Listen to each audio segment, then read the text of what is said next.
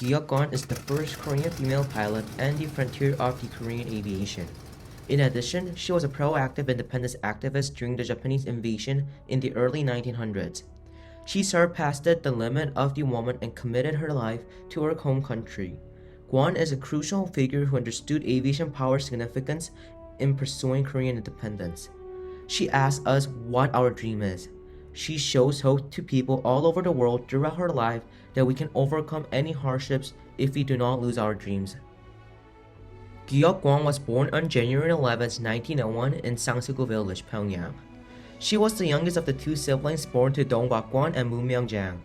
As a young girl, Kwon saw American stunt pilot Art Smith, the same pilot who had inspired the creator of Honda. After watching an aerobatics demonstration by Smith at the Yeouido Airfield in Seoul in May 1917, she began her dream of flying in the sky to fight for independence. Her schooling began at Seungyeon Elementary School in 1912. After that, she enrolled in Seunggi Girls' School in Pyongyang and joined the Seungjukhae, a group of students who secretly participated in anti-Japanese activities in 1918. Following her graduation in 1919, she participated in the March for Independence movement.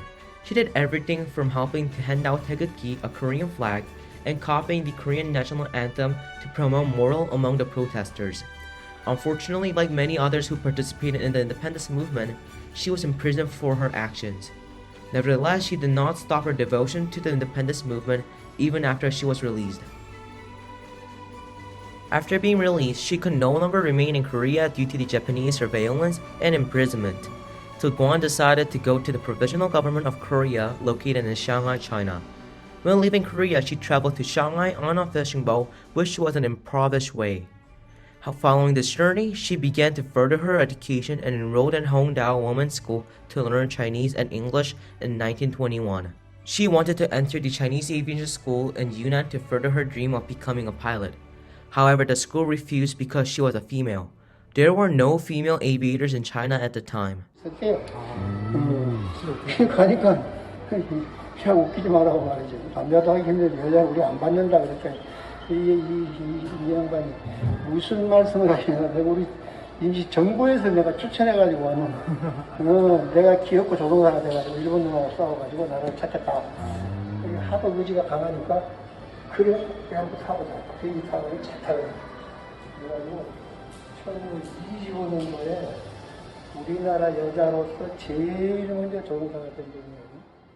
As a pivotal example of her passion for flying, Kwon sent a letter to Dosan Changho-an, who is considered a crucial figure in the Korean independence movement.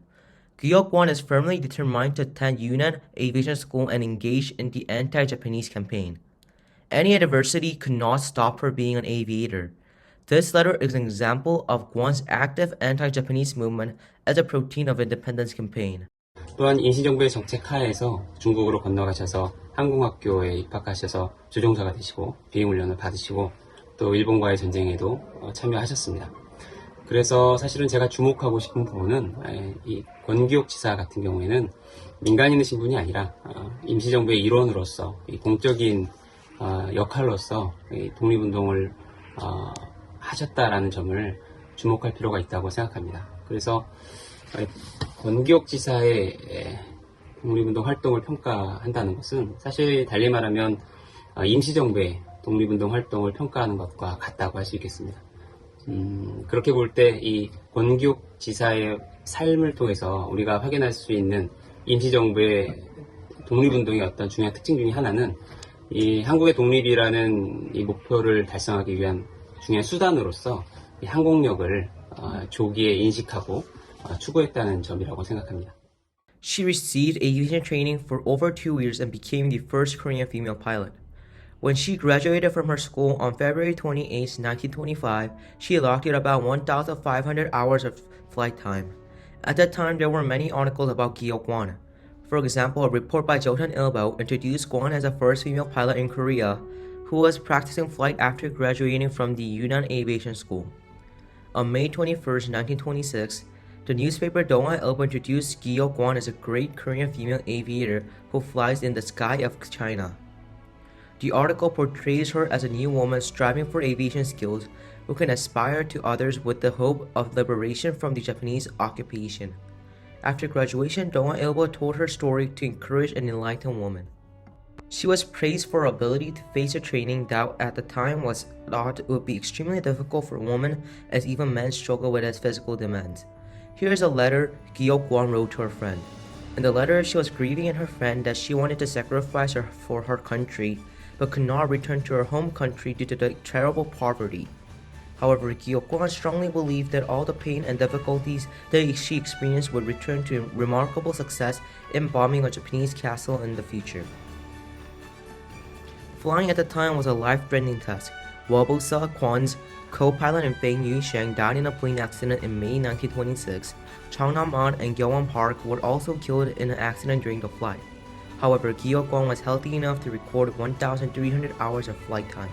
At her time, China engaged in a national revolution in which the national government led by Chiang Kai-shek started from Guangdong and overpowered warlords who had divided and controlled each region.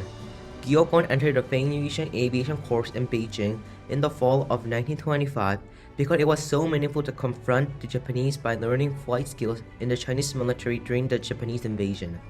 Kwon went to Shanghai the following year and served as a pilot for Chiang's National Revolutionary Army. Here's an article that shows how much Kwon was involved in the independence movement in her capacity. Kwon married an independence activist Sang Jung-lee. Her husband General Lee devoted his life to the independence movement, including serving as a senior officer of the Chinese military and a member of the provisional government after flying to Manchuria in 1923.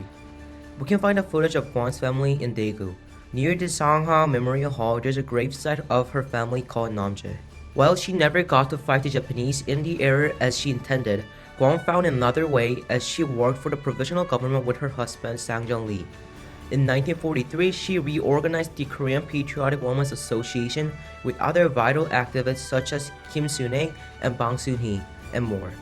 Kwon served as a social manager, participated in the independence movement, and promoted women's education and rights. Kwon returned to Korea in August 1948 and revived her experience in the Chinese Air Force, serving as an expert member of the National Assembly's Defense Committee and contributing to the creation of the Republic of Korea Air Force. Moreover, she discussed the formation of the Liberation Army Squadron with Yang Duk-choi. There, she was crucial in creating the Republic of Korea Air Force and even continued to serve the country through the Korean War as a member of the South Korea's Ministry of National Defense.